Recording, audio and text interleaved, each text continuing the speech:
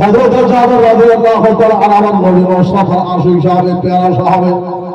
আমার নবীকে বলছেন হুজুর ইয়া রাসূলুল্লাহ ইয়া হাবিবাল্লাহ নবী গো আমার মাথা আপনার পদে তলে কুরবান হয়ে যায় আমার আপন যেন আপনার পদে তলে কুরবান ইয়া রাসূলুল্লাহ ইয়া হাবিবাল্লাহ নবী গো এখন সৃষ্টির রহস্য জানতে চাই সবার আগে সর্ব আগে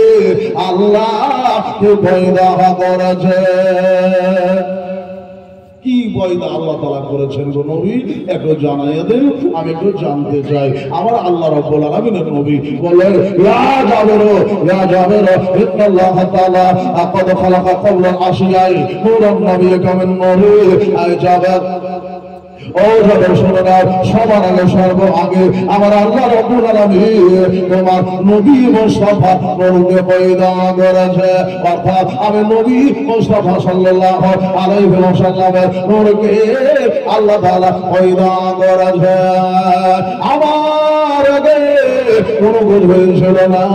আমার পরে সর্বদ হয়েছে না লোক ছিল না কলম ছিল না পুরুষ ছিল না ফারস ছিল না দাচ্ছ ছিল না জাহান্নাম ছিল না পাহাড় ছিল না পর্বত ছিল না মালা ছিল না ফারিস্তা ছিল না ইনসান ছিল বাবা গো না জান্নাত ছিল না দোজখ ছিল আমি নবী মুস্তাফা সাল্লাল্লাহু আলাইহি ওয়াসাল্লাম সবার আগে আল্লাহ পয়দা করেছে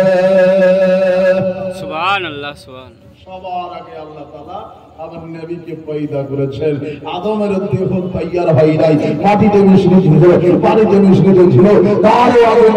নবী আমি ছিলাম কুনতুন নবিয়্যাও ওয়া আদমু বাইনাল মাই ওয়াত তিন কুনতুন নবিয়্যাও ওয়া আদমু বাইনা রূহ ওয়াল জাসাদ এ বিরাদার মুসলিম হাদিসের মধ্যে এসেছে তাফসীরে রুহুল বয়ান বলেছে ও বাবা আদম পয়গম্বরের তৈয়ার হয় নাই তার আগে